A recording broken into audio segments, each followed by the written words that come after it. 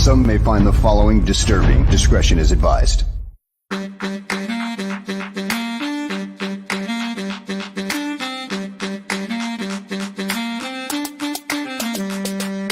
Bears. Because of the way they play the nickel corner here, and the nickel corner plays 88-85% of the snaps. He's got to be like part linebacker. The Bears. When you're in a scouting room, there's going to be differences of opinion. The Bears. Once coaches get involved, of course, they've got their own opinions about what fits best for what they want to do, and that could be drastically different than what the scouts say. Well, you're looking at traits, and remember when he tested very, very well. The Bears. One thing good about Kevin, he's been with two other organizations, as well as being the commissioner of the Big Ten. He's been around. The Bears. With Greg Olson, Jerry didn't want to get rid of him. I didn't want to get rid of him. Nobody wanted to get rid of him. One guy wanted to get rid of him. Mike Martz, because Mike Martz didn't know what the hell to do with him. We tried to talk Lovey out of hiring Mike Martz for a month and a half. He's playing zone, but number one, he doesn't get enough depth with the drop. But who the hell's good? How many times does a 305, 310-pound defensive tackle drop into coverage, especially in a key situation? The Bears. Greg, why are teams wrong on quarterback evaluation so often? Number one, it's a hard position to evaluate. There's probably not as many real good quarterback evaluators as there needs to be. The Bears. The Bears. The Bears.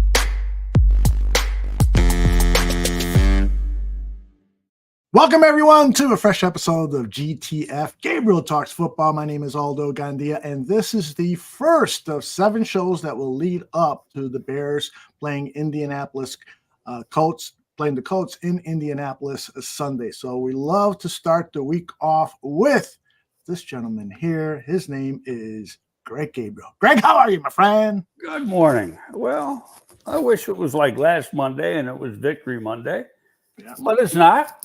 Yep. So we move in. But one thing I'm not going to do is overreact like about 80% of the fan base is doing, which is kind of ridiculous. What the hell did you expect? I went back and I just looked because everybody says we want to emulate Houston, be like Houston. Know what Houston started last year? 0-2. Okay, and they got better. Right now, Caleb's struggling, and what the defenses are doing, and Collins, and I don't like Collinsworth that much as an analyst. I think he's average, but he hit one thing. He said, this is the most I've seen a DeMeco Ryans defense blitz ever, which is true. They are just 2 weeks in a row. They're throwing everything at them to confuse the shit out of them and not let them get on the perimeter. So, and it's working. So, right. You can blame the offensive line all you want, and they're at fault, but not totally at fault because a lot of times you're sending more guys you can block. They are late as far as picking up stunts, making the switches, things like that. That's got to be addressed. You go back, what did they want to have in this offensive line? They wanted Bates at center, and Bates hadn't been able to play, and now he's on IR for at least another 3 more games. So, and another thing that hurt is Amagaji. It took longer for him to rehab his surgery from last year than was anticipated, so he missed all of camp. He's been practicing 3 weeks? But it's not training camp type practices. They don't even go full go really, but they can they do some extra work with him with some of the practice squad guys? Yeah, of course they can. But he probably was figured on to be in the mix at least, depending on his preseason. We don't know what the hell he is. I mean, we know what he was in college, and he was pretty good at a lower level of comp, playing in the Ivy League. So, but I thought last week there'd be 2 changes. I thought Bates would go to center and somebody else would go to guard, but Bates is hurt. And they stayed with basically the same lineup. I still wouldn't be surprised if there's changes this week. But who are you going to play at center? You really don't have anybody to go in at center right now. So it's tough. And it's not like you can go out and get somebody on the street. Who are you going to get? So you got to fix it within. Part of it's got to be in how you call plays. I'll tell you one thing. DeAndre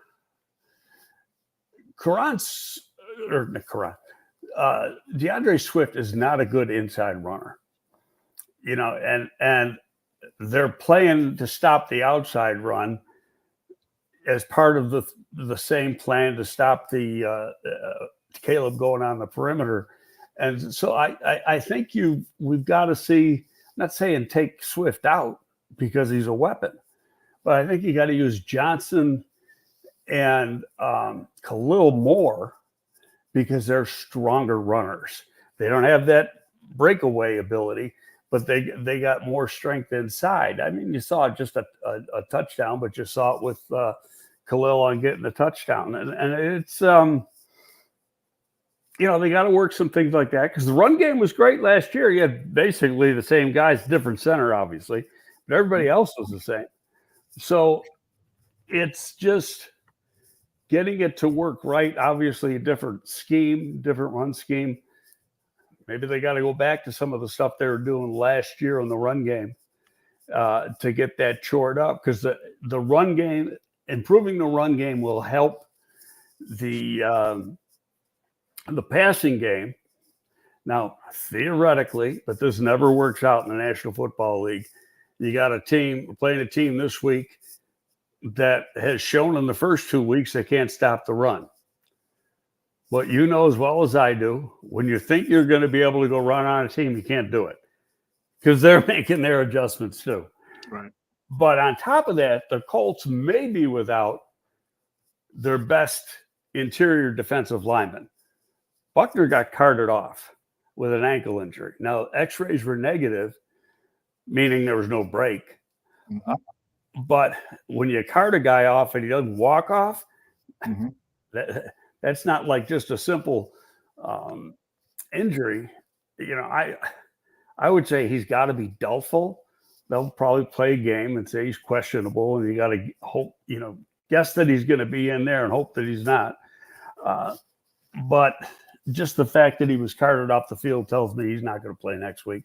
So we'll see on that one. But games in Indy. Indy's 0-2. They're going to be fired up to win at home.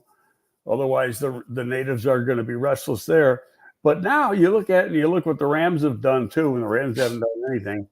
These are 2 games coming up that are against teams that weren't as good as the first 2 teams we played. Now, and as bad as the Bears played on offense yesterday, they still had a chance to go down and win the game. Mm-hmm. Very true. So it's not all doom and gloom. We knew Caleb was going to go through his problems early. It happens to every frickin' rookie quarterback in the league. Some do a little better than others. Some have better protection than he has. It didn't hurt. It didn't help that Keenan Allen was out too, because that gave him a very viable target in a game that wasn't there. Hopefully he's back next week, but we'll see. But I'm not. There's a lot. It sounds like a lot of people are ready to throw in the towel and they're pissing and moaning, and we shouldn't have drafted him. We should have kept Fields and traded for the big load of draft picks. Hey, they did what they thought was the best thing for the Chicago Bears, and that's what it is. And I have no doubt Caleb's going to turn out to be a good player. He's going to go through this, and you got to accept it. Let's go back. Trevor Lawrence won about 4 games, maybe 5 games as a rookie. Peyton Manning stunk through 29 interceptions. Very few rookie quarterbacks make it to the playoffs. 2 in the last 13 years. That's it. Stroud last year and Luck as a rookie. And when Luck did it, he lost his first 2 games.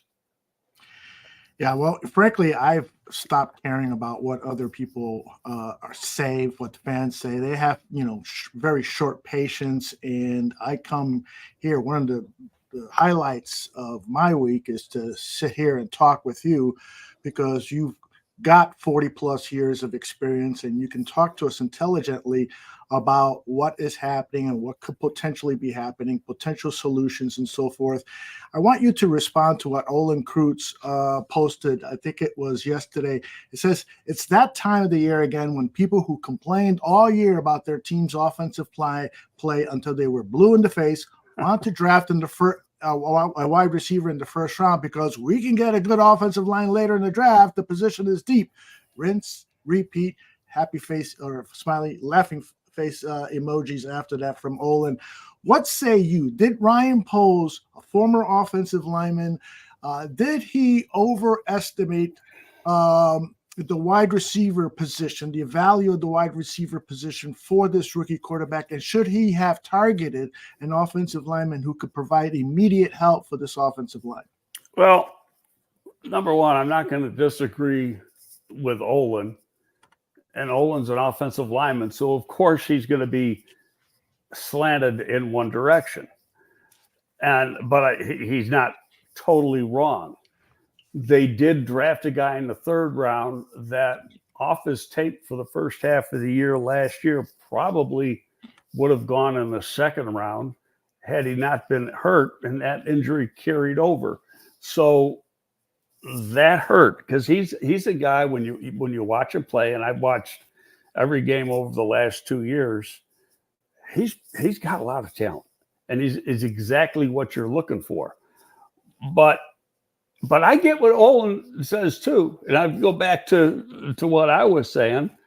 I was against drafting a wide receiver. I said you can get a wide receiver in the 3rd round, but they wanted to, and I thought they were going to do it after they traded for Keenan Allen, but they wanted a strong wide receiver room. And as it turned out, he wasn't totally wrong because you didn't have Keenan Allen there, and you had to go with Carter a lot in last night's game, who has surpassed Scott on the depth chart. There's got to be something going on there where they just don't trust Tyler Scott as good as he played in that last preseason game. But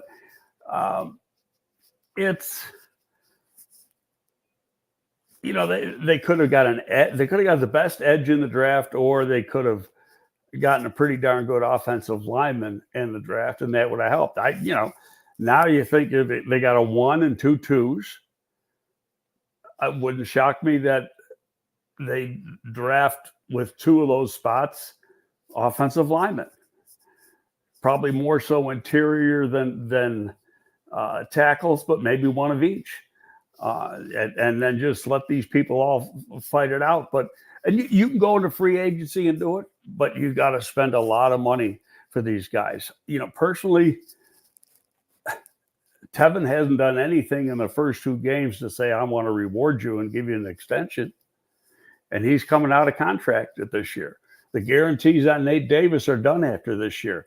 You could have 2 new guards in next year, but one of them I think would be Amagaji for sure. So it's, I don't know. Did I answer your question? I know I'm rambling, but turn on your microphone. Darn it. It would help if I had an unmuted microphone. I think you did. These decisions are tough, and you explained it really in the first part of the show with your opening monologue when you talked about the injuries that have kind of ruined Ryan Poles' plan for this offensive line. And Brad Biggs wrote about it in 10 Thoughts. I didn't read that yet. I wanted to, and I just haven't had time yet. Yeah, he brilliantly pointed out, that the Poles built this offensive line with lots of depth, but that depth is already being tested with these injuries. So it's really messed up the plans. And by the way, I want to just interrupt our football talk here and just salute Evie She says, I'm having a rough morning because it's been 3 years since I lost my dad. So my heart isn't just in it today. Evie, I know I can speak for Greg and from myself. We love you. We really appreciate your devotion to the show. I'm sure your dad was a great guy, and our thoughts are with you. So please hang in there. God bless and prayers to you. Yeah. All right. So Jay Grizz says, what about David Bakhtiari? He's out there on the street. He can't play dead. Come on. There's a reason he's out on the street. The guy's had about 37 operations on his leg. That's true. And he goes, yeah, I can play. Yeah, of course he says he can play, but he can't. And his agent says it.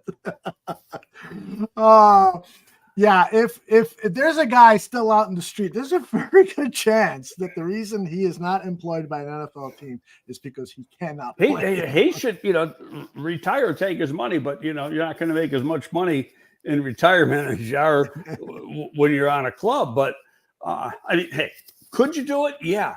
Is it a wise decision? No. Yeah. Right. Not at all. I mean, people think they bring up names, and I'm not trying to pick on the guy who said that. Yeah, Gray is my buddy. Yeah. Yeah. But they got to know the history of the player. Yeah. And the history shows this guy, I don't think he's played a season in like 4 years. A full season. Correct. That's correct. So why would you even think about doing that? So you can bring him in, he can get hurt, and then you pay him to sit down? That makes no sense. I got to tell you, I wanted to mention this and I didn't.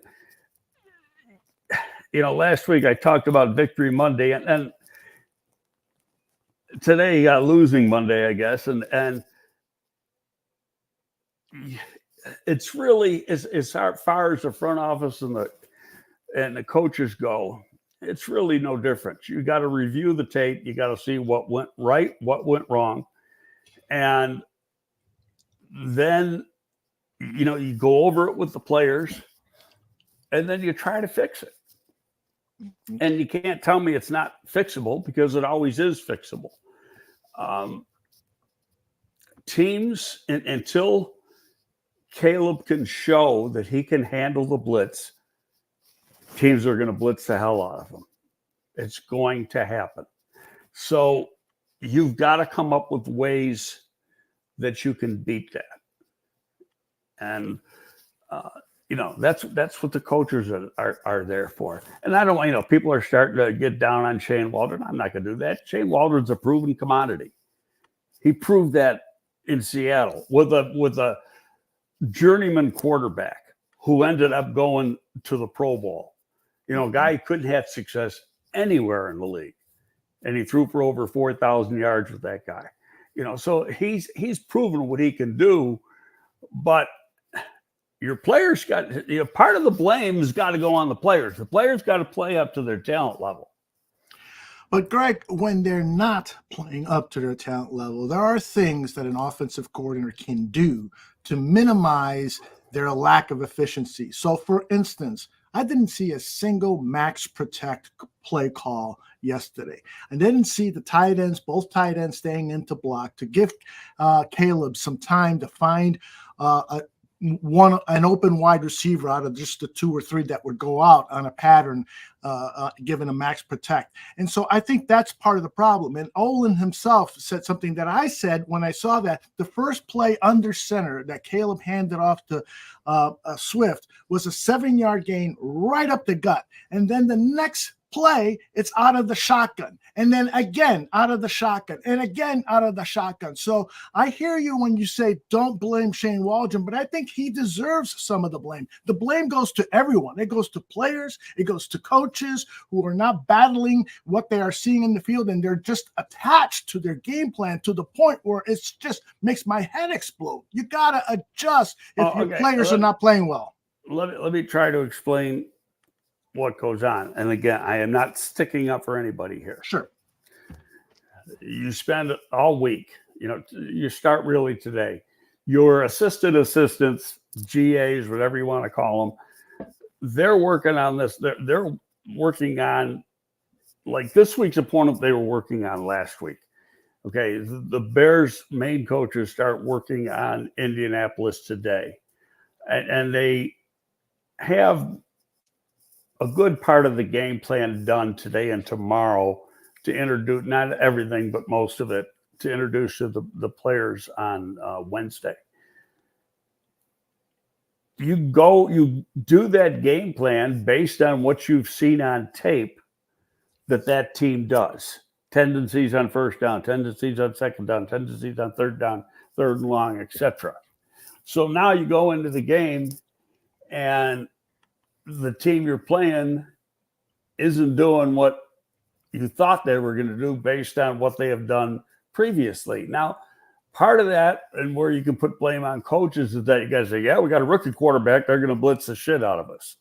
You got to expect that, and you got to find a way to counteract it. You got to go into, even though I wouldn't say Indy, now I haven't watched enough of Indy this year to see what they do or they don't do, but you got to expect next week they are going to blitz, and you got to find a way to stop it, and you got to find ways to counteract it, counterattack it. For sure. Absolutely. Lots of brain power needs to be put in at Hallis Hall to figure out a solution to work away what is definitely going to be a blitz parade next week against the Indianapolis Colts. So, by the way, did you see any of that game yesterday, the Colts game? No, I was switching back and forth between that. I watched the first part when Indy was running crazy, or not Indy, Green Bay. Right. And so right away I'm thinking, yep. So everybody's going to think we can run our asses off against Indianapolis next week. And we've seen it happen so many times. They'll make the adjustments. They'll make the adjustments and they'll fix it. But if Buckner's out, that's their best defensive lineman. That's a big loss. Yeah. So still, it's the whole situation is going to be interesting. They might have a couple more injuries. I'm not sure. And, I won't talk to Ballard this week because that's who we're playing. But it's a winnable game. The Rams are awful. Oh, my right goodness. Now. Yeah. So, and I'll tell you what, I wonder how much, change the subject. How patient is Jerry Jones going to be after his team getting their ass kicked at home? Yeah, that was a beating. Yesterday. And big time. People are up in arms here. We lose by 6. Had a chance to win. How about being in Dallas right now? Yeah, there are a lot of NFL franchises that I would not want to be a fan of. How about this? You look at the teams that were supposed to be good. Jacksonville's 0-2. Baltimore's 0-2. There's a lot of Detroit 1-1. Detroit didn't look very good yesterday. They looked awful. And for a team that is, you look at all, and they're playing at home. You expect, you expect more. Right. Eric Edholm, our buddy, had the Lions, I believe, at 4th in his power rankings. That, that's just way too much credit for. So I'll be interested to see how far they drop, because they really showed some deficiencies. Well, power rankings at the beginning of the season or going into the season are like NCAA polls going into the season. They are worthless. I used to have a phrase, but I'm going to be good about it and not use it. But I could say it this way: they're about as useless as boobs on a mouse. But I just changed the wording a little bit. That's well done. The teams change from year to year. They're not the same. Exactly. College football should not have a poll until October. Yes. Every team is different. Florida State was a top 5 team. They haven't won a game yet. They're 0-3. Yeah, come on. It's and then they have it, when they lose to Georgia Tech in Dublin and they go, Georgia Tech upset them. No, they didn't. Georgia Tech was a better team. Wow. But it takes, so I mean, why they have these things, it's for fans, I guess, but they're useless. Mm-hmm. I've always thought they're useless. I think, the college football playoff committee does it the right way. They don't rank teams until like the third week of October. Which is the right way. Absolutely. Let's continue talking about this offensive line before we really focus in on the play of Caleb. I have a question here from, where is it? I just lost it. I had it queued up and it just went away. It was about, somebody asked about Braxton Jones. And do you still feel that he is capable of playing at a NFL level consistently? Yep. This person who I will find that question feels like this is his third season. He should be showing more progress. He also went against, I said last week they went against probably the best interior defensive line in the league last week, and they went against the best edge group in the league this week. And, I wrote it going in. I said, they're not going to have as big a problem with the interior as they did last week, but they're going to have a problem with the edge. Right. And, getting Danielle Hunter across from Anderson made Anderson that much better. Mm-hmm. And Hunter, we've already known a lot about. That's a dangerous group, because you can go back and he can say Braxton Jones. Well, how about Wright? Wright got his ass whooped a couple times too. But when you play people like that, that's what's going to happen. Yeah, exactly. But what concerns me though, Greg, is if we keep saying, they're playing against the best, that's why they're getting beat, then we're never going to beat the best. At what point? They gotta. You got to. Part of the problem is what the other teams are doing, your opponents are doing, because you have a rookie quarterback. What did I say last spring when I, was kind of adamant about drafting a quarterback with the first pick? This was even before they traded Justin. You're going to bring in a quarterback and you're going to lose. So you're taking a step back. Did I say that or did I not? You did. Indeed. Okay. And what's happening? And you know what? They're 1-1. Mm-hmm. I hope they would. I had going in, they want to be 2-2 after 4 games. Yeah. See, people, they're reacting like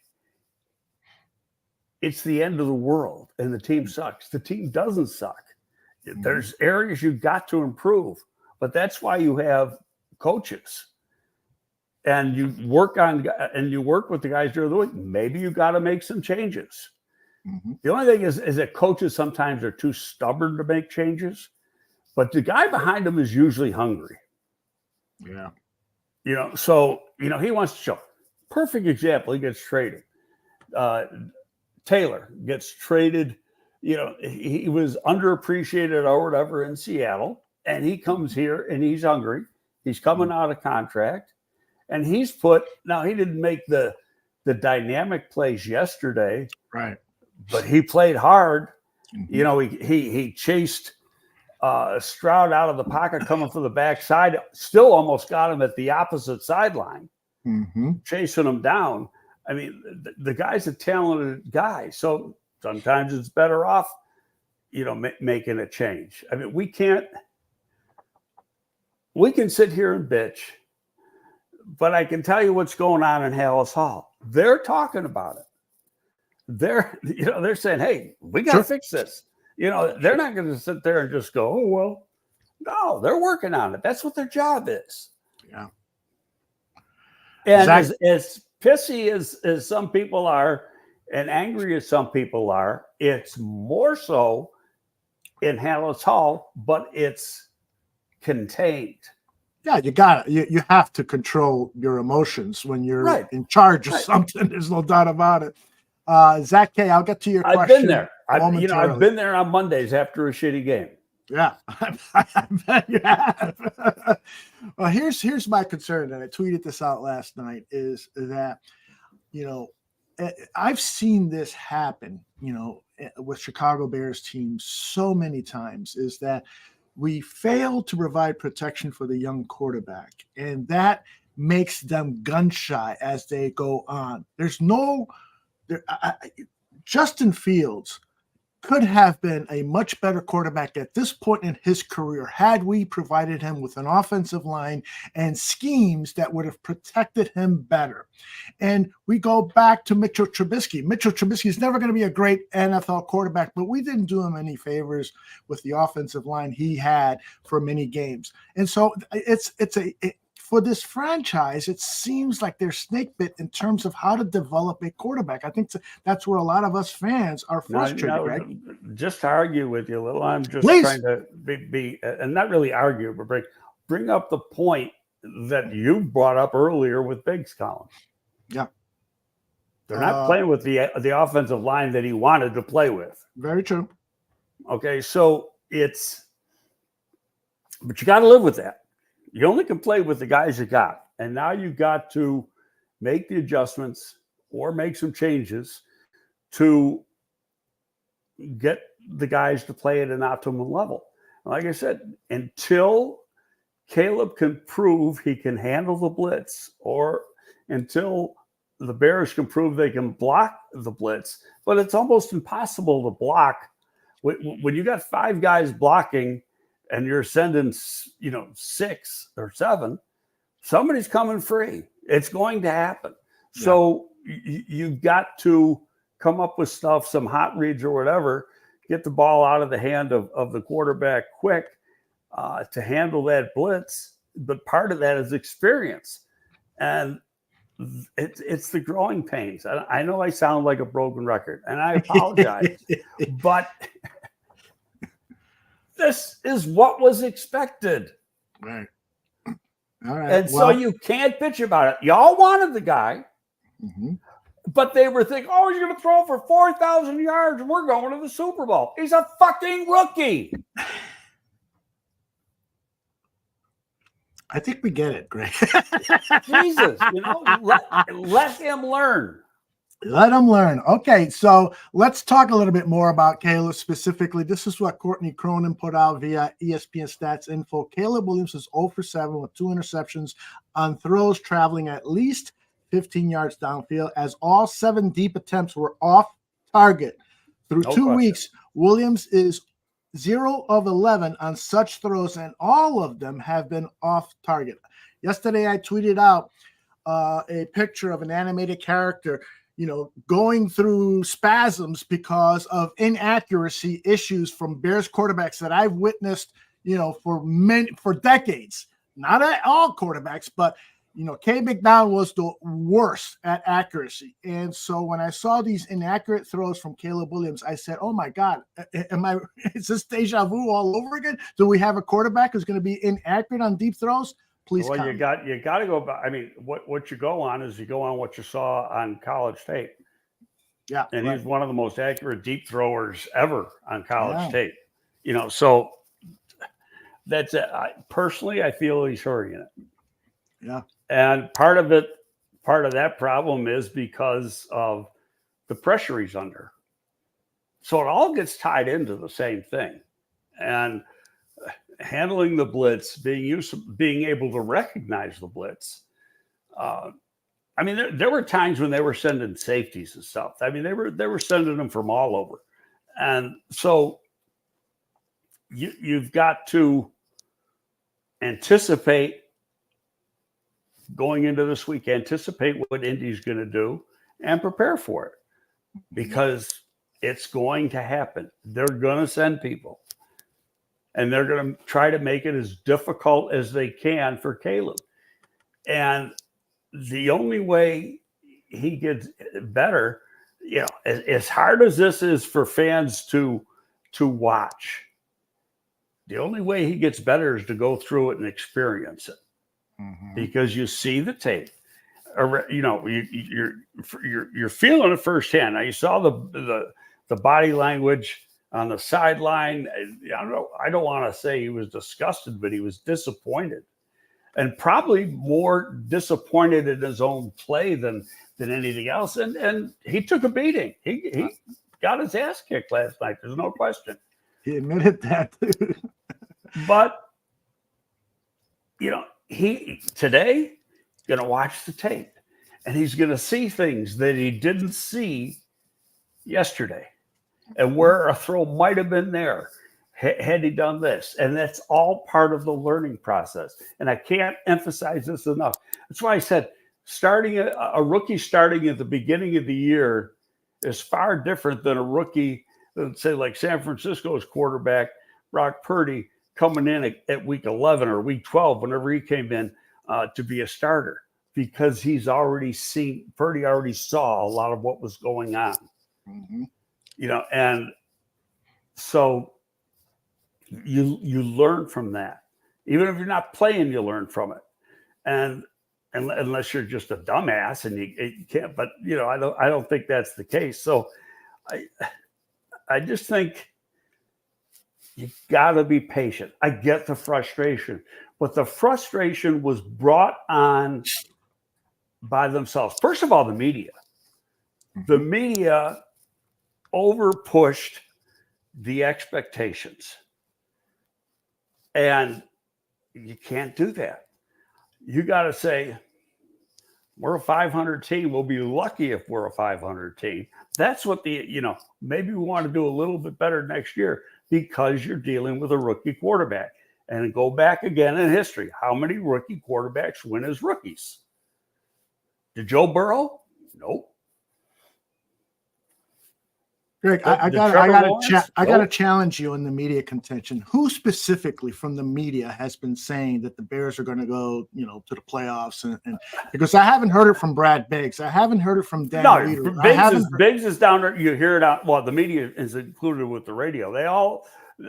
You hear it from Adam Hogue. You hear it from people all the time. These high expectations and throw for 4,000 yards. And all that other shit. And I've been saying it since last spring. This is going to be a tough road. And it has been. And the only way this team is going to get better is for him to go through that tough road. Yeah. Greg, do you mind lowering your camera just a bit? Because I hate to put these like that. There you go. You look fantastic now. All right.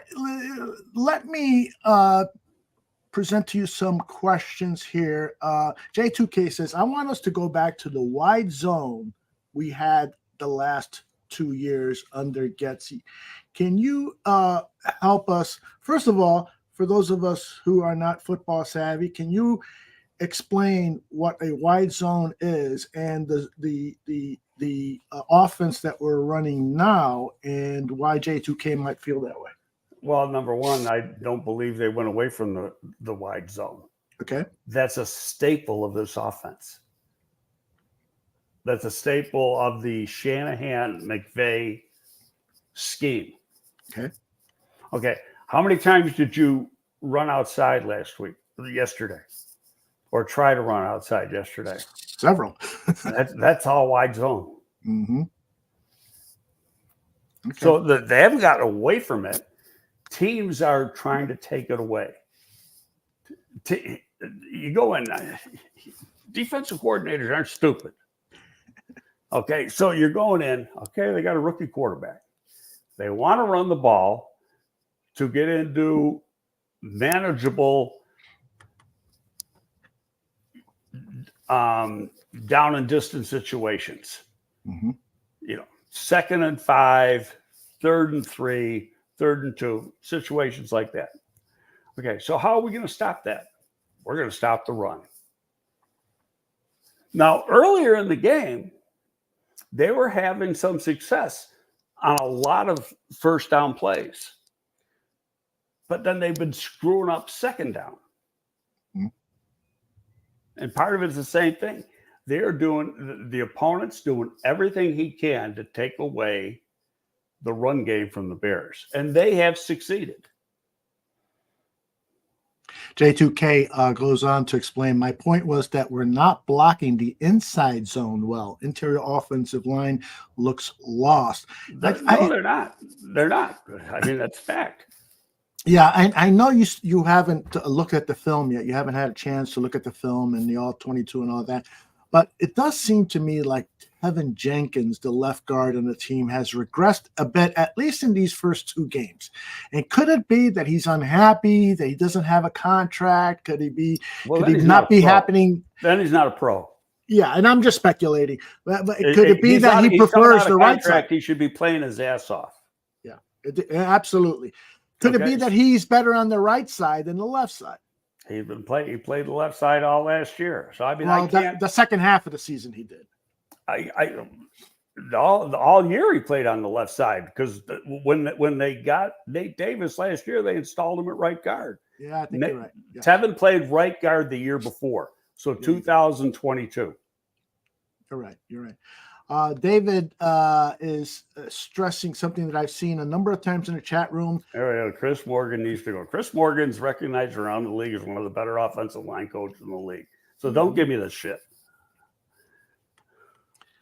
Do you think that there could be a problem?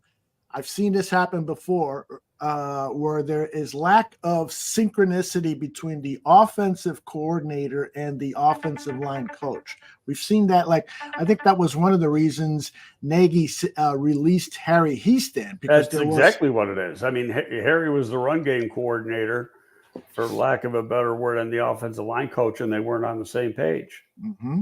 And Harry wanted to do stuff that Nagy didn't want to do, and so they got rid of Harry. Mm-hmm.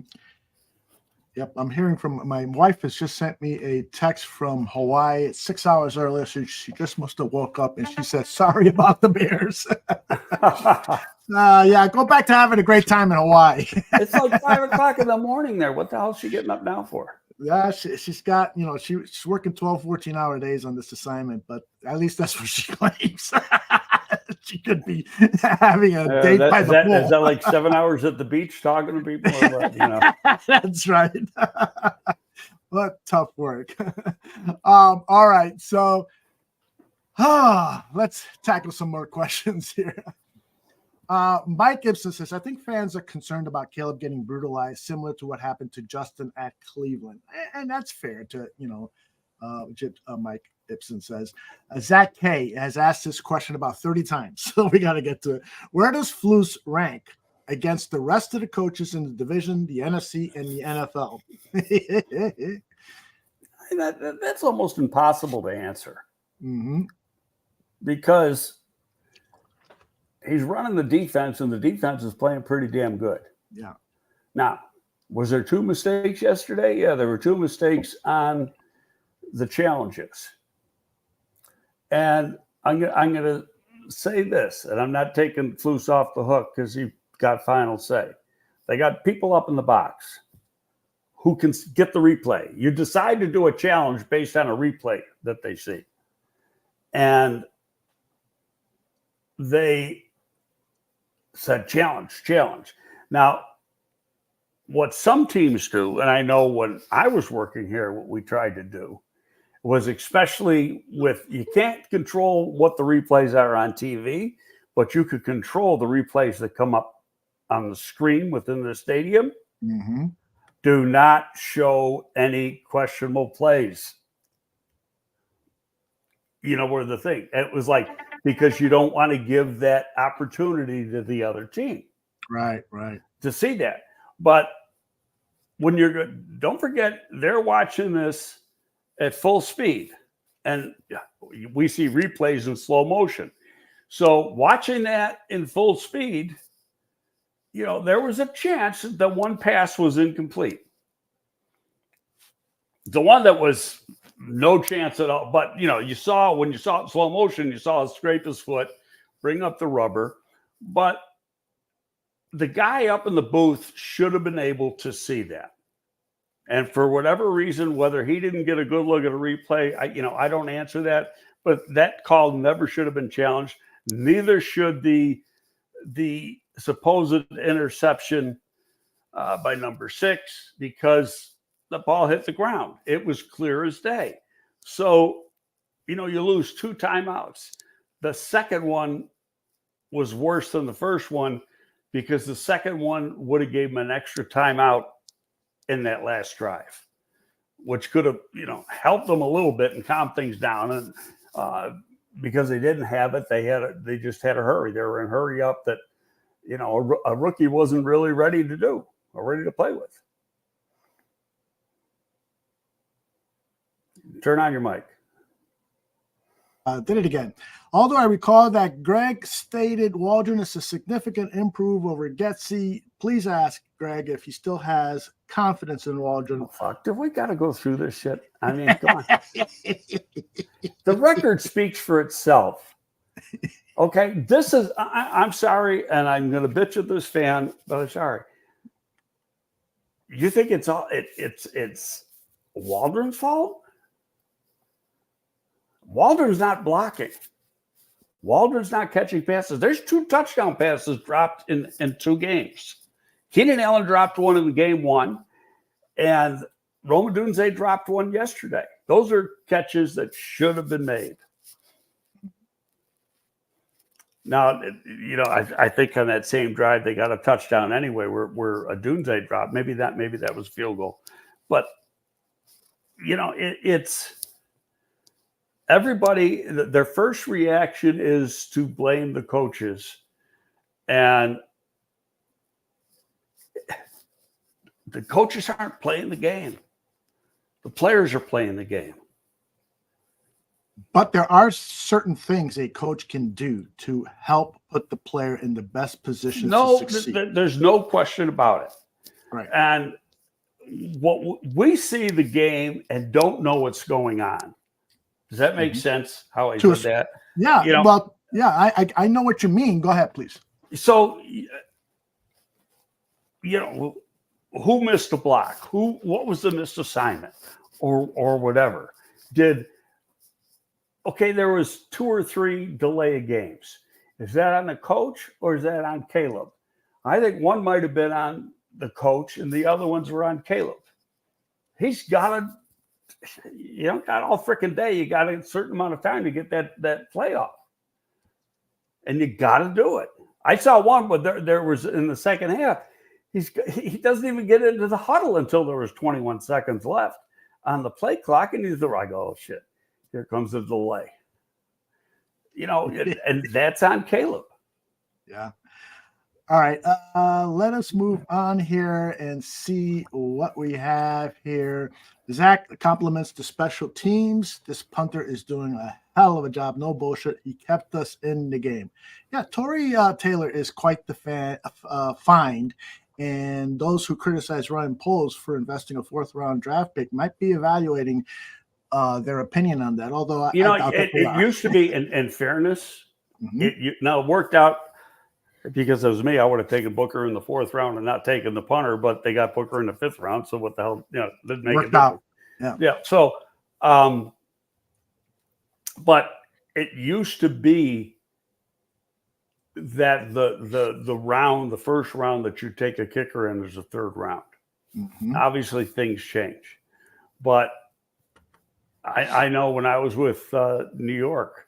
We took kickers in the 3rd round a couple times. The one being first one I could think of was Brad Maynard. Brad Maynard was, when he came out of college, was the best punter in college football for 2 years running. And we took him in the 3rd round, did a great job in New York. And then we got him as a free agent here, my first year here, 2001. And he did a great job here. But 3rd round pick, and you go through the drafts and you'll see kickers have gone in the 3rd round. Now, in the last few years, it's been a little later. The trend has changed. But if you really want a guy and you think that he's going to be important to what you want to do, then you got to say, okay, I'm going to take him a little earlier. Mm-hmm. All right, I'm sifting through some of these questions, and I'm not going to put any of them up because I think you've either already answered them or I know you get some person to go off. You know, I get it. The questions are the fans are pissed or frustrated or whatever. Mhm. But I'm going to go back. Be patient. Yeah. They're not 0-2. Baltimore's 0-2. Right. You know. And on paper, they have a better team than the Bears. Right. Yeah. They're 0-2, though. There is some questions about how Caleb handled his press conference yesterday. I don't understand why. I didn't listen to anything after the game. I was too tired. I went to bed. All right. Well, Caleb was asked, I think one of the first questions he was asked is, what was the most frustrating? And this is his response. Not coming out with a win, not executing, when we needed to as a team. Myself throwing 2 interceptions. It's not something that I've done. Something that I do is turn the ball over. It's not really my thing. So, I think those things, probably the things that I'm most, frustrated about. Back out there, we didn't execute the way we needed to, and we're going to keep getting better. Everything's about the responses. It's week 2. It's what the guys are. Obviously, I'm a young guy, but understanding it's a long season. Understanding that it's week 2. Understanding that we're going to respond. He goes off for another 20 seconds and trying to be positive. I don't see anything wrong with that answer myself. Yeah, I don't either. But what was there to complain about? Well, it says, what did they want him to say? Jason says big red flags from Caleb post game presser. Was Greg right all along? Does Caleb have a problem between the ears? I never said he had a problem between the ears. I had a problem. It was a different thing. Mm-hmm.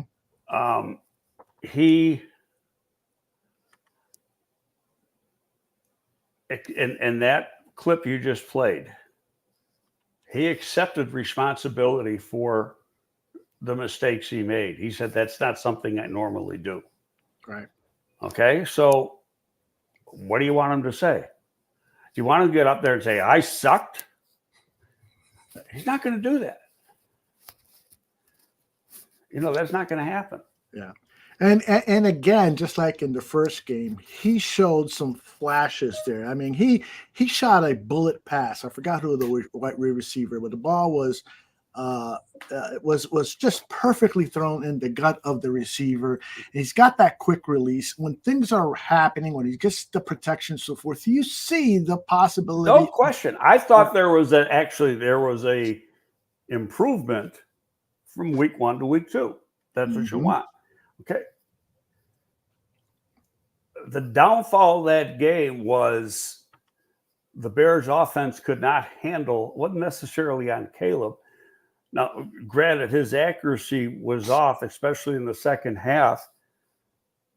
The guy taking a beating. This isn't an excuse. This is fact. He was taking a beating. Mm-hmm. They were putting an extreme amount of pressure on him. And so now it's like, I got to get the ball off. I got to get, that's what's going through his head.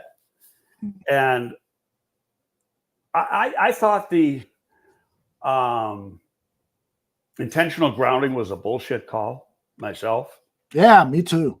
I thought that was a terrible call. I thought, I know I'm changing the subject, but as long as I'm thinking about it, when they had the little scuffle in front of the Bears bench. Yeah. Okay, no penalty on that was atrocious. There should have been a penalty on you. There was 2 plays where Caleb took hits at the sideline. One where he was definitely out of bounds. Yes. The other one, borderline. But if that was Aaron Rodgers, the flag's going up in the air. Yes. Okay, so I don't care who the quarterback is. You've got to be consistent making the call. Mm-hmm. Sanders says a funny one here. You aren't a real Bears quarterback unless you get sacked 5 times. Do you think the player who threw that forearm to the face of Roschon Johnson will be suspended, or will it just be a fine? Well, I tweeted that last night, and not necessarily that, but what happens. Mm-hmm. So the official misses it, right? Right. It's all reviewed in the game, in the office. And the guy who does this is Perry Fuel. And Perry Fuel was I think the first defensive back coach Lovey had here. Good coach, good guy. But he then worked for Rivera for a few years, and then he went to work. Actually, he interviewed for a few head coaching jobs and then never got it. And he went to work for the league office, and he's got a great job within the league office. But anyway, that's his job. He's like the school disciplinarian. So he reviews all this stuff. He gives out the fines. For instance, people are complaining about, especially Houston fans, the supposed hip drop tackle by TJ Edwards. I think that play, watching it at full speed, is never going to get called in a million years. To me, that was a borderline hip drop tackle. Guy's foot got caught up in the pile. But we will find out because that play will be reviewed. They'll review the TV tape, and they'll review the TV tape on stuff like that is a lot clearer than the game tape, because the game tape's from long distance. The same thing with the punches and that scuffle. That'll be, the whole thing will be reviewed, re-reviewed, and re-reviewed. That's almost a tongue twister. Don't be surprised if the guy who swang at Johnson gets hit with like $7,500. Yeah, according to who was it? I think it was Toreen said that on the Cap and Jay Hood show this morning. They said that a fine has already been leveled against that player. So I'm going to try to double check that as we continue on here. Let's address another. The league generally does this like it comes down like Thursday night. Yeah. But can they do it? Matter of factly, yeah, they can, but it's rare. Yeah. I have not seen anything, but I've been working all day, so I haven't. Today's corporate tax day. I had to get those things done. And oh my goodness. Well, I always do an extension. That's Okay. It's due in April, and or actually March, the corporate part, and I do the extension, so it's 6 months later, so it's due today. So I had to finish all that up. I mean, I gave it to the guy last week, but I had to sign the stuff, scan it, get it back to him. He sends it in. Nothing like doing tax work the day after a Bears loss. That's a double whammy. Bear Truth 9 says, this is where I would like to see our head coach step in and help Waldron, or figure out how to help your OC get on track. We can't have Caleb taking these hits. That's Bear Truth 9's opinion on that matter. True. Let me ask Truth a question, and he can answer this if he wants. Okay. What is Flu supposed to do? He's primarily a defensive coach. All right. What would you want him to do? Well, we'll see if he responds to that. But let me throw a couple of hypotheticals out there. He could demand more max protect. He could demand more Caleb under center to help the running game. He could demand more 2 tight end formations and utilize Mercedes Lewis's blocking excellence. Yes, he could. Help with I'm going to say now, but when you do that, here's what's going to, just from not from say you or not from me, but say a lot of the media and the fan base. Well, you spent a first round pick on Roma Dunze, you got DJ Moore, and you traded for Keenan Allen. Why are you going with 2 tight ends? You know that's going to happen, right? Mm-hmm. Yep. Okay. Yeah, of course. In other words, you can't freaking win. Yeah. D. Starren says, what about more bootlegs? I think there were enough bootlegs there. They probably weren't planned bootlegs, so maybe D. Starren is right. Maybe. You know, I've thought about that, and I tend to agree, but then I'm looking at what these teams have done. They've taken it away. They're not letting them do it. That's right. They want him in the pocket. Yes. Right. And he's a shorter guy. He's 6'1.25". I want to keep his ass in the middle of the field and make him see the field and throw. Mm-hmm. Don't let him get on the run. Yeah. One of the Bears beat writers tweeted out during the game yesterday, what is this fascination Shane Waldron has with throwing the ball to Gerald Everett? Do you have the same feeling about number 14, the new tight end, that he's getting too much attention from Shane Waldron? Well, number one, he's played well for Waldron in the past in Seattle. Number two, he's had as a move tight end, he's had a pretty good career. Mm-hmm, mm-hmm. He's an athletic guy, runs pretty good. He's not a Y. All right. Cole Kmet is the Y. But hey, people got to complain about something, so they're going to complain about that. You know, and you had yesterday, specifically, not going back to the first game, you had Keenan Allen out of the game. Mm-hmm. So you had to, and you had Rome, who's not 100%. He's probably 75 to 80. And so you had to do something. Mm-hmm. And that was part of the something. Yeah, indeed. Do you think that Colin Johnson should have been activated? He was activated. Well, but he wasn't. He didn't dress, did he? Yeah, he did. Oh, okay. My bad. I wonder then, should he have seen some more plays on the field, giving his excellence at blocking downfield for the running game? I thought we'd see some more of it myself. Yeah. Especially because he's a big X. And but I'm going to double check because they had the I'm 100% positive he was active. Okay. And if anyone has an opinion on that in the chat room, please share.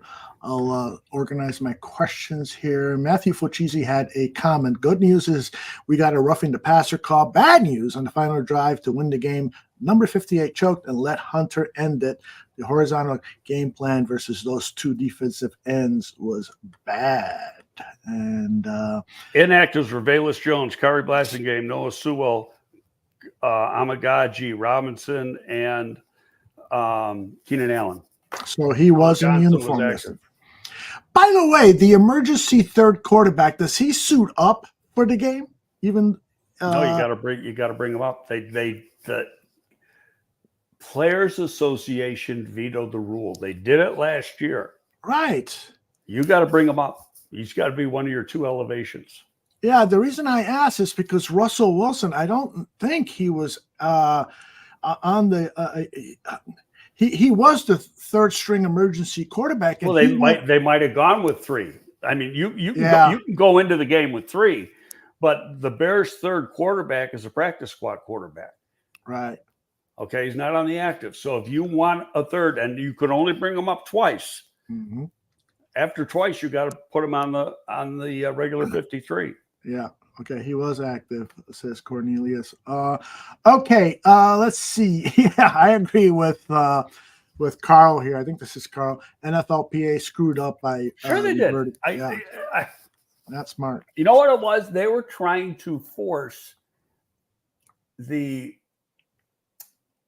teams. What they thought would happen would teams would keep a third quarterback, which would give another guy a job. Mm-hmm. And the team said, screw you. We're not doing it that way. Yeah. But now when a guy got brought up off the practice squad, mm-hmm. when you get brought up to the 53, you get paid 53 money for that week. You don't get paid practice squad money. You know, so the NFLPA did screw up. They were spiteful. Indeed. Greg, you were talking about overreaction from the fans. You think overreaction by former players like Lance Briggs when he says fire Chris Morgan tomorrow, according to 3.5 Houston? He said that on the After the Game show. Lance sometimes can say things that are a little. Yeah, I could say some things about Lance, but I won't. I love Lance, but and they're on there. They're on there to get clicks. Yeah. And whatever, and they're going to sympathize more with the fans. I mean, what I try to do here is speak from the front office perspective, because I've had to sit there on Mondays after games like yesterday, and then sit there after you beat somebody by a blowout, and sometimes the blowout isn't as good as you thought it was. Yeah. So it's so I'm trying to just bring in that point of view, because very few people bring in that point of view. They just want to piss and moan and be angry. That's great. I appreciate that you're doing that. Nate Davis's name is coming up. Did you see enough of his play yesterday to say that he played better last night than he did in week one? He's hot and cold. I mean, yeah, he's slow. There was a time he was slow picking up a stunt. It's 2 weeks in a row where there's been a guy, and it's been a stunt coming from the offensive right side. Last week it was Shelton. Yesterday it was Davis, where they're doing a loop, and the guy's got to go back to the to the guy doing the loop, and he didn't do it. So, hey, he's got to do better. But right now, bitch about him all you want. You got injuries. Who's better? Yeah. Okay, you go with, you can put Pryor in there, but now if a tackle goes down, you don't have a backup. Or Amagaji's your backup, and he hasn't played a snap yet. Or you could put Amagaji there, and same thing, he hasn't played a snap yet. You could play Murray, who had a pretty strong preseason, but Murray's been an offensive lineman. This is his third season as an offensive lineman. He was a defensive lineman in college and his first year in the NFL. Then he got switched to guard. What I like is he's got kind of a defensive lineman disposition, playing the offensive line, kind of like Olin. So, it goes back to one thing. You can bitch about Nate Davis all you want, because Ryan Bates is hurt now and he's gone for 3 more games. What are you gonna do to change it? I mean, who are you gonna put in there? You get into a prediction, and they might have to. They might say, you know what, we're gonna do it. This might give us a better chance to win. Maybe it's moved Pryor there, and say, Amagaji, you're gonna have to be the backup tackle. And go from that point. I don't have the answer. Yeah. Travis was at the game yesterday. He says, I got to say, the Texans fans were nothing but humble and great before, during, and after the game. Such a great time at my first NFL game. So thank you, Travis, for that. So I think what we need to do now, Greg, is talk about this defense, because I thought they had a really strong game. My goodness, this defense again, and in particular the secondary, when you look at the offensive weapons that the Houston Texans have and the way that team plays on that fast turf down at that stadium, I thought the Chicago Bears defense did everything they could potentially do to help save this game for us. There's one complaint I had about complaints, and people were complaining, why didn't they put Johnson? What's the big receiver's name for Houston? Nico Collins. Yeah, Nico. Why don't they put Johnson on Nico? Well, because he's on a perennial Pro Bowler by the name of Stephon Diggs. Yeah. and Stephon Diggs, for like 5 years in a row or something, was caught more than 100 passes. And he might be the best route runner in the league. Yeah. So now, is he a diva? Can he be an asshole? Yeah, but that's not taken away from his talent. you don't make that many catches when you're not a good football player. So they had three pretty good receivers. They got the little guy, and they got Collins, and they got Stephon Diggs, and it creates matchup problems. All told, the defense played good enough for the Bears to win. They gave up 19 points.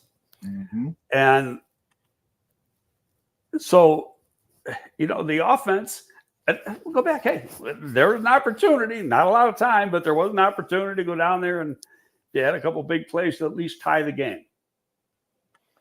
So, yeah, the defense has been outstanding. They got 3 sacks again. They got numerous pressures and hits on the quarterback. Hey, Stroud's pretty good. You can't take that away from him. And he's going to keep getting better. So, yeah, I like the defense. I like the pressure they were doing. I like the fact that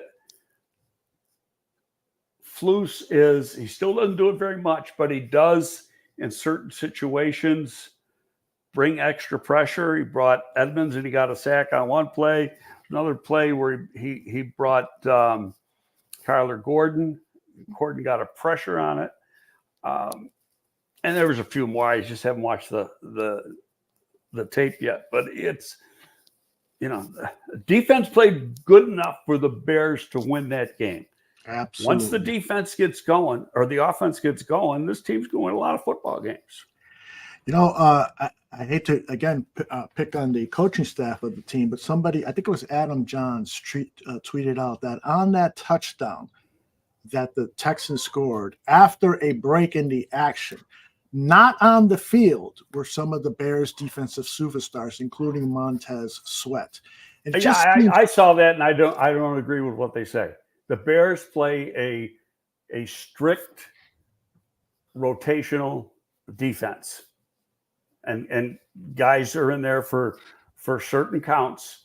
It was high 80s, low 90s. The roof was open, so the air conditioning wasn't on. Sure. Okay, it's hot. You got to give guys blows. But they're coming off a break. I don't know. It's TV timeout. I get it, but I get why they were. But those guys were in there a lot later on the game too and made stops. When that second group was in there, they played okay.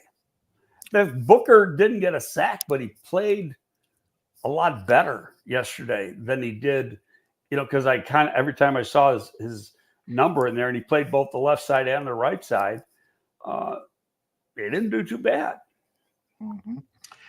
Yeah, I agree with you. I just do think that perhaps they should consider resetting the substitution pattern after you're coming out of a break, and everyone should have had an opportunity to recharge. But it's all of the breaks 2 minutes.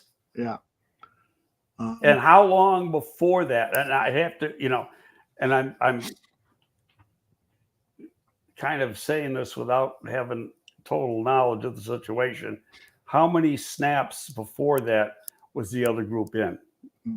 Was it 1, 2, 3? Now, if they had played 4 snaps, then I would have said it was a valid argument. Yeah. If they had played 1 snap, 2 snaps, then that's what your defensive philosophy is. And it's worked for the last 2 years. Yep. So kudos to the defense. More negative stuff is coming out about the O-line and the offense. And Gypsy Mike is not a fan of Caleb Williams. Let me just ask this about Caleb. At the Notre Dame game last year, which he has said was the worst game of his entire life. Yep. Notre Dame just quashed him. He had less than 200 yards passing. He turned the ball over 3 times. 3 interceptions in the first half. 3 interceptions in the first half. Okay.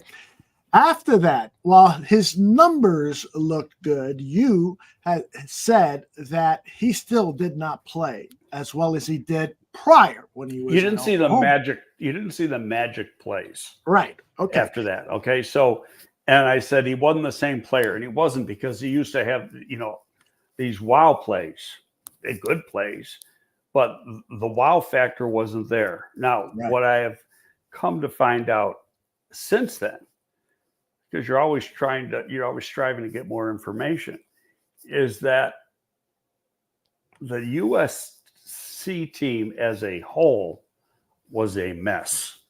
Yep. Okay. And it starts with the head coach, but at least it did last year. Whether he's fixed it, that remains to be seen. But, you had guys on that team that just didn't give a shit. Their defense was atrocious.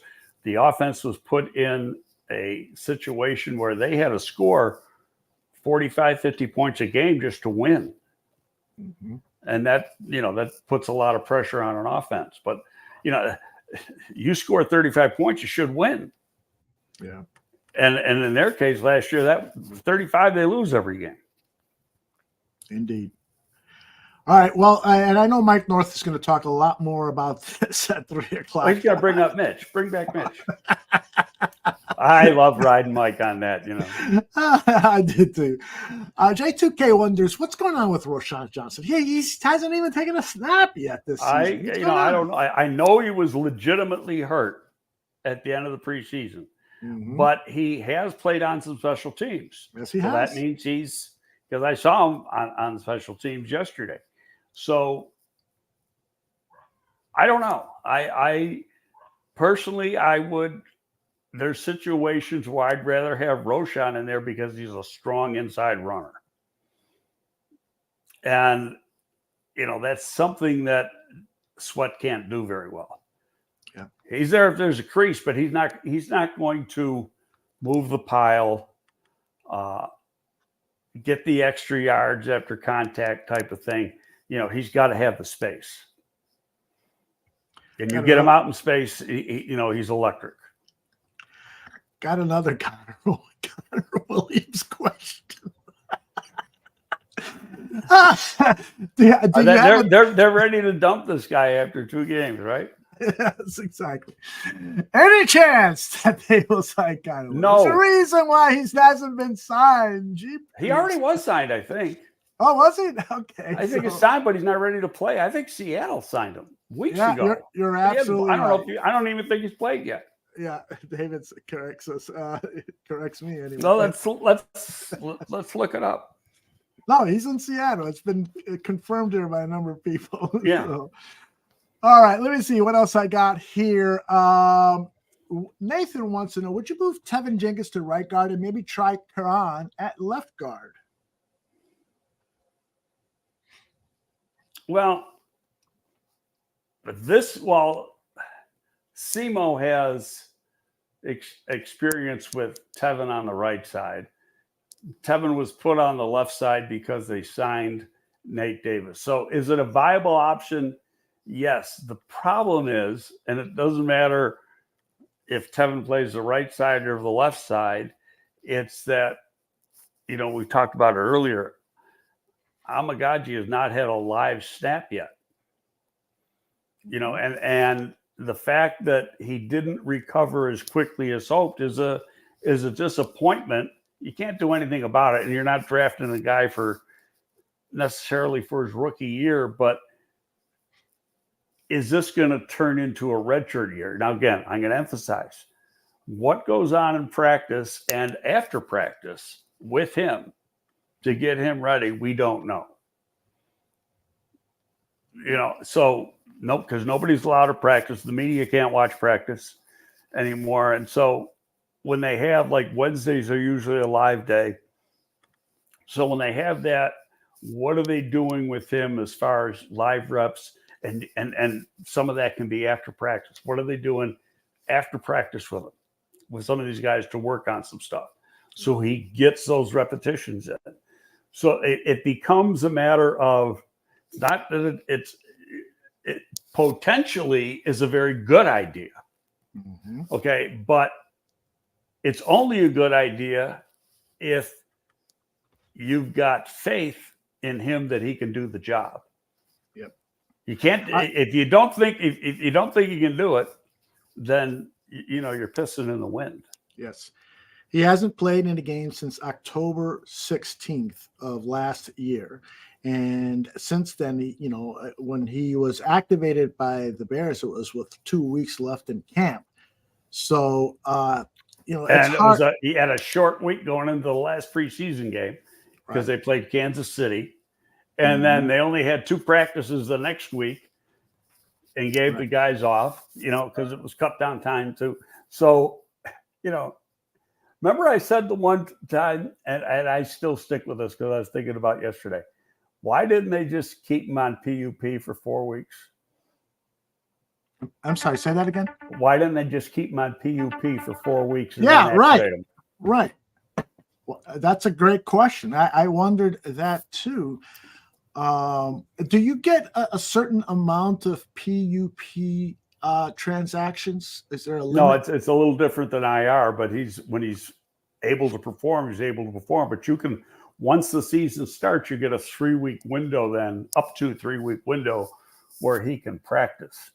Gotcha. But you got to wait. You can't start. Maybe you can do it in like the 3rd week. You can't be activated until after 4 games. Maybe before that, you can start I'm not sure on that. You can do it with an injured guy, but not sure if you can do it with a PUP guy. How soon can you use that 3-week window?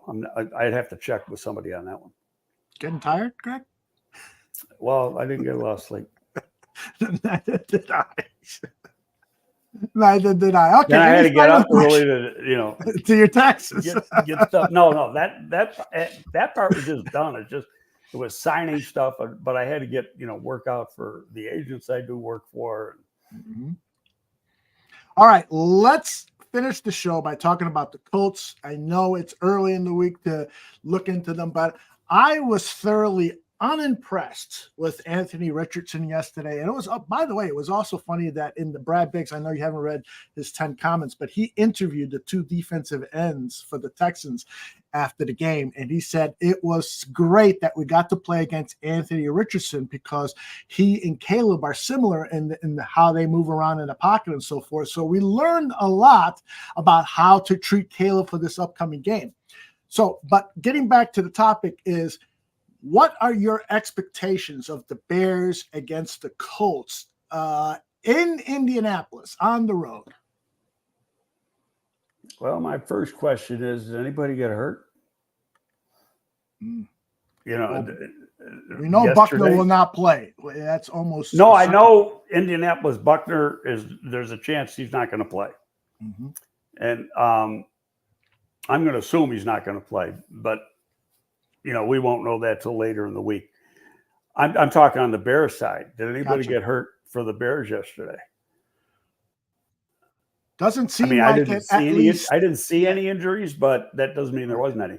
I'm going to tell you one injury where I think might have happened to the Colts. Okay. That nobody said anything. I thought on the 2nd or 3rd last play of the game, Richardson might have pulled a hammy or strained a hammy.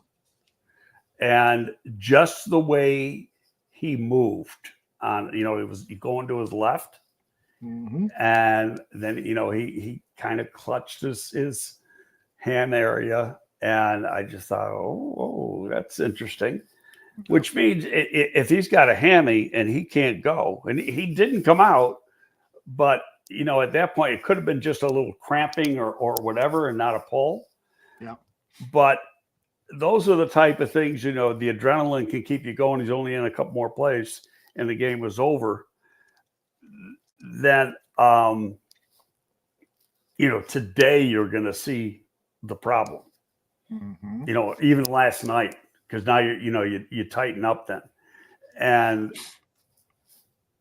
if he can't go, that means you're going against Joe Flacco. Right. Well, who's going to throw the ball better than Richardson? Yes. Richardson, for all intents and purposes, is a rookie still. He's had a year to learn, but he only played in 2 games last year. And then he played in 2 preseason games this year. And he hasn't played a lot. He didn't play a lot in college. So he's he's not even, in my opinion, where he's got a lot of untapped talent. He's not as advanced as Caleb is, and that if I'm Flus, I'm now you got to be wary of what he can do with his feet, but that's if he's healthy. If he's not healthy, it's a different story. But I would be number one, make him throw, keep him in the pocket, and pressure the shit out of him. But that's me. Well, this the game with the Colts and the Packers really illustrates, I think, what a coach should do to help a young quarterback. So the Packers start Malik Willis, right? He throws, 16 passes in the game, and the Packers run the ball 53 times. To me, LaFleur did what he should do as a coach to help the young quarterback and not rely on the. I don't disagree with you at all. You don't worry about the score. We're gonna control the clock and we're gonna run. Right. And they did it. You would hope that the Bears would do that, but they haven't gotten to that point yet. Yeah, it's actually 14 throws. I double checked it. 14 throws for Willis. Yeah, but I don't think I think maybe one of those was downfield. Yeah, right. That's the other thing.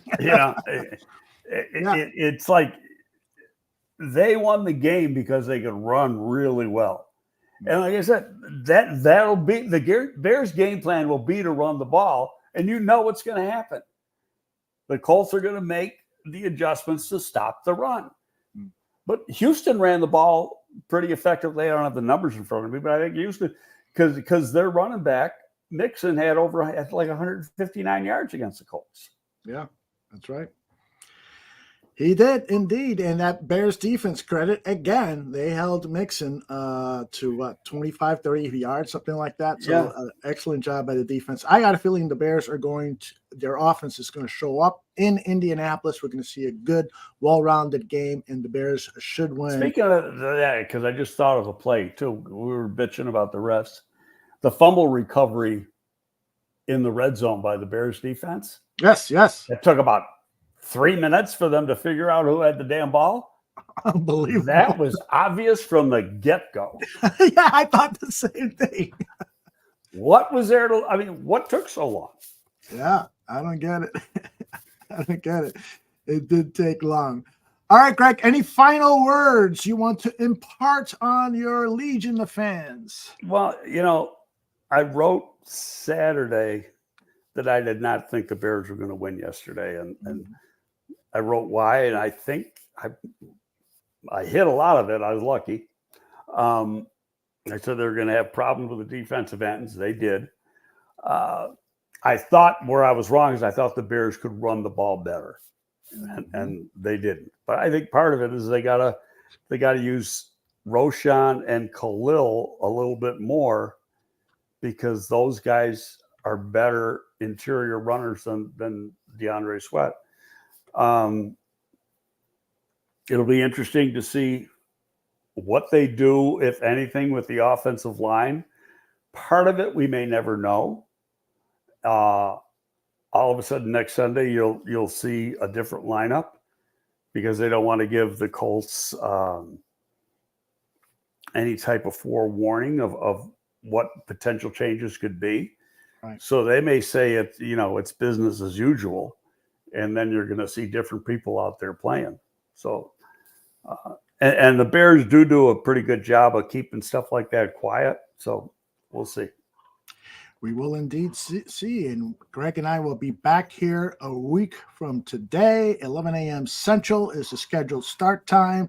I think we're going to have I really believe it's a road game, and Indy's 0-2, so they're going to be hyped up, because now if they go 0-3, the Indy natives are going to get real restless. Yeah, indeed. If I'm the Colts, I would consider starting Joe Flacco for that game. He had a great game against the Bears last year when he's with the Browns. So, And he did it with no practice, too. unbelievable. Jeepers. That's unbelievable. All right, everybody. Remember, Mike North in a few hours right here on the Barroom Network, and another 5 shows after that this week on the Barroom Network. Greg, you're the absolute best. We'll talk to you soon. All right, brother? See you later. Good time. Bye-bye. Later.